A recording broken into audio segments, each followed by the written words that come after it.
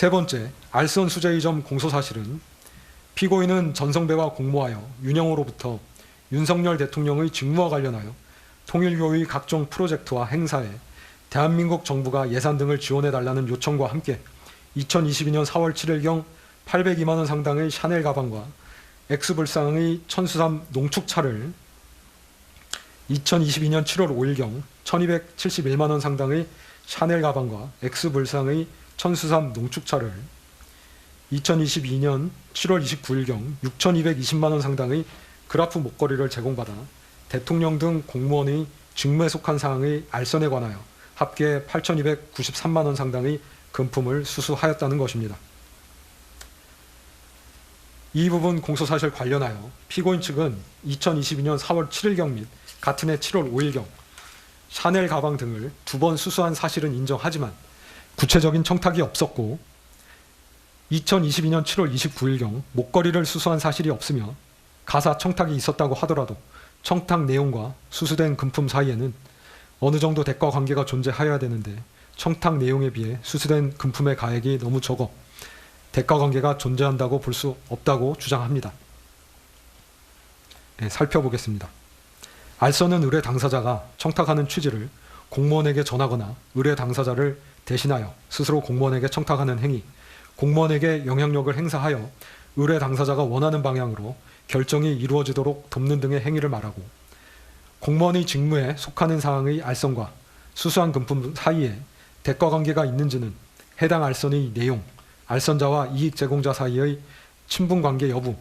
이익의 다과, 이익을 수수한 경위와 시기 등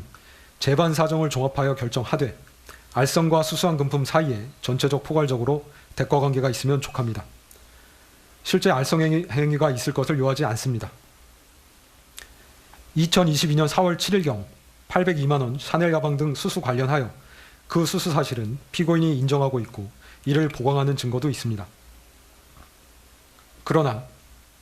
그 직전인 2022년 3월 30일경 피고인이 윤영호에게 대선을 도와줘서 고맙다는 취지로 윤영호는 피고인에게 대통령 당선을 축하한다는 취지로 전화통화를 하였으나 이는 의례적인 표현이고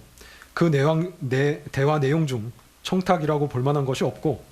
그 시경부터 가방을 수수할 당시까지도 청탁이라고 볼 만한 것이 없어 이를 전제로 하여 알선 명목으로 금품을 받은 것으로 볼 수는 없습니다. 따라서 이 부분은 무죄로 판단됩니다. 2022년 7월 5일경 1271만 원 샤넬 가방 등 수수 관련하여 그 수수 사실을 피고인은 인정하고 있고 이를 보강하는 증거도 있습니다. 다만 2022년 7월 5일경 윤영호가 전성배에게 샤넬 가방 등을 전달할 당시에 명시적으로 청탁 내용을 언급한 것은 없는 것으로 보입니다. 그러나 피고인은 전성배가 2022년 4월 23일경부터 전달하여 준 문자 및 전화 통화를 통하여 통일교 측에서 원하는 것이 UN 제5사무국 유치라는 것과 이를 위하여는 아프리카 국가들의 지지가 필요하고 그 지지를 받기 위하여는 그 국가들에 대한 정부 차원의 지원이 필요하다는 것을 전해 들었던 것으로 보이는 점, 위 가방 수수 이후 2022년 7월 15일경 피고인과 윤영호는 전화통화를 하였는데 전화통화를 하면서 피고인은 윤영호에게 아주 늘 그렇게 해 주셨던 것처럼 좀 힘이 되어 주시면 저희가 여러 가지로 지금 많이 작업을 하고 있어요. 뭐 경제적으로나 문화 여러 가지가 이제 이런 많은 업적들이 이렇게 훼손되지 말아야 되잖아요 라고 말하였는 바, 그 의미는 통일교에서 추진하는 일, 업적 관련하여 정부 차원의 경제적인 지원이 필요한데 그러한 경제적 지원을 위해 피고인이 작업, 즉 노력을 하고 있다는 취지로 보이는 점 등을 종합하면 피고인은 7월 5일 가방을 교부받을 당시 통일교의 청탁 내용이 정부 차원의 경제적인 지원과 관련되어 있음을 인식하고 있었고, 그러한 경제적 지원을 위해 노력 중이라는 것은 피고인에게 청탁의 실현을 위하여 알선 의사가 있었음을 보여줍니다. 따라서 이러한 인식과 의사 하에 샤넬 가방 등을 교부받은 것은 알선의 명목으로 수수한 것으로 판단됩니다. 다음으로 대가 관계에 관하여 보면 피고인은 2022년 7월경 당시 정부의 모든 부처를 통할하는 대통령의 배우자로 대통령에게 정부 차원의 지원 등에 관하여 이야기할 수 있는 가장 지근거리의 사람이라는 점, 피고인은 통일교 측에서 조직을 이용하여 피고인의 배우자가 대통령에 당선되도록 도움을 주었다고 인식하여 통일교 측에 감사의 마음을 가지고 있었다는 점, 윤영호의 청탁 내용은 유엔 제5사무국 한국 유치를 위하여 아프리카 국가들의 지지를 받아야 하고 그 지지를 받기 위하여 그 국가들에 대한 우리 정부의 ODA 지원이 이루어져야 한다는 것으로 볼 수 있는데, 통일교가 추진하는 업무는 정부의 입장에서도 타당성 검토를 통해 지원이 가능한 업무였던 것으로 보이고, 이는 국가 운영 및 정책을 총괄하는 대통령의 지시에 의하여 추진될 수 있는 성격의 것으로 보이는 점, 윤영호가 기대하는 피고인의 알선 행위는 윤영호의 청탁을 대통령에게 전달하여 통일교를 돕도록 하는 행위였다고 보이는 점, 대가관계는 수수된 금품과 알선 행위 자체에 있으면 족하고 수수된 금품과 청탁 내용 실현을 위해 소요되는 금원 사이에 있어야 하는 것은 아니라는 점 등을 종합하여 보면 위 가방 등의 교부와 알선 사이에 대가관계가 있다고 볼 수 있습니다.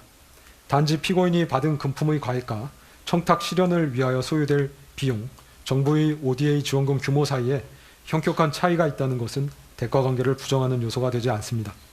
따라서 이 부분은 유죄로 인정됩니다. 2022년 7월 29일경 6,220만 원 목걸이 관련하여 피고인은 목걸이를 수수한 사실이 없다고 주장하나, 윤영호는 전성배에게 피고인에게 전달해 달라면서 목걸이를 교부하였다고 진술하고, 전성배는 자신의 처남을 통해 피고인에게 목걸이를 전달하였다고 진술합니다. 살펴보면 목걸이를 전성배에게 교부한 윤영호가 피고인의 연락처를 알고 있었고 직접 연락을 주고받기도 하였기 때문에 그 전달 여부를 피고인에게 직접 확인할 수 있었던 상황에서 전성배가 이를 착복함으로써 2013년경부터 쌓아온 피고인과의 신뢰관계를 파탄시킬 수 있는 행동을 감행할 이유가 없다는 점, 전성배는 피고인과 윤영호 사이를 매개하는 것만으로도 고문료 명목의 금전적 이익을 얻고 있었는데 굳이 목걸이를 착복함으로써 피고인과의 신뢰관계를 깨트릴 이유가 없다는 점, 피고인은 2022년 5월 10일 취임한 대통령의 영부인으로 2022년 7월 29일경은 그로부터 채 3달이 되지 않은 시점인데, 그 시점에 전성배가 영부인에게 전달될 물건을 가로채는 대담한 행위를 하였을 것으로 보이지는 아니하는 점 등에서 전성배의 진술에 신빙성이 있습니다. 또한 목걸이를 교부받은 전성배는 윤영호가 같은 날 보낸 문자, 즉 교육부 장관이 아프리카 청년부 장관들을 예방해달라는 청탁 내용을 피고인에게 그대로 전달하였기 때문에 피고인이 그 청탁 내용을 인식하면서 그 다음날 전성배로부터 그 처남을 통해 목걸이를 전달받았으므로 이는 청탁에 대한 알선의 대가 및 명목으로 받은 것으로 판단됩니다. 따라서 이 부분도 유죄로 인정됩니다.